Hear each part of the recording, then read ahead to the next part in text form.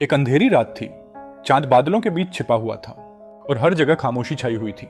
एक छोटे से गांव में एक पुराना खंडहर भूतिया माना जाता था। गांव वाले कहते थे कि वहां रात को अजीब आवाजें आती थी, जैसे कोई पुकार रहा हो।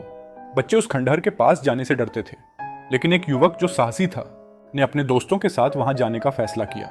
जैसे ही वे खंडहर के पास पहुंचे, हवा में एक ठंडी लहर चली गई, मानो किसी ने उन्हें चेतावनी दी हो।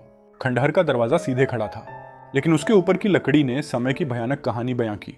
युवक ने दरवाजा खोला और अंदर का अंधेरा उन्हें अपनी गहराई में खींचने लगा। उनके कदमों की आहट गूंज उठी, जैसे खंडहर खुद उन्हें देख रहा हो। अंदर चारों ओर खंडहर में बिखरा हुआ मलबा और पुरानी तस्वीरें थीं। अचानक एक तस्वीर गिर गई, जिसमें एक महिला की तस्वीर थी, जिनकी आंखों में एक अजीब सी चमक थी। युवक ने तस्वीर को उठाया और देखा। वह एक भव्य बाग में थी, लेकिन उसके चेहरे पर एक डरावनी मुस्कान थी। जैसे ही उसने तस्वीर को अपने दोस्तों को दिखाया, वे सभी थरथराने लगे। तभी अचानक उनके पीछे से एक हल्की सी आहट सुनाई दी। सभी ने एक साथ मुड़कर देखा, लेकिन वहां कोई नहीं था।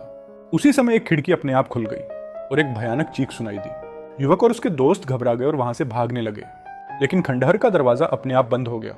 वे चारों एक कमरे में बंद थे और अचानक दीवारों पर लिखावट प्रकट होने लगी।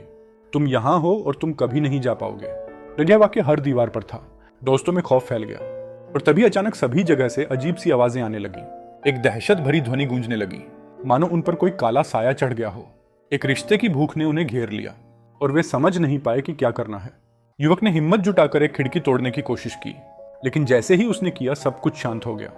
वे समझ गए थे कि खंडहर में कुछ भयानक है, जिसे वे कभी नहीं समझ पाएंगे। उस रात ने उन्हें हमेशा के लिए डर में डाल दिया और गांव में फिर से खंडहर के बारे में अफवाहें फैलने लगी।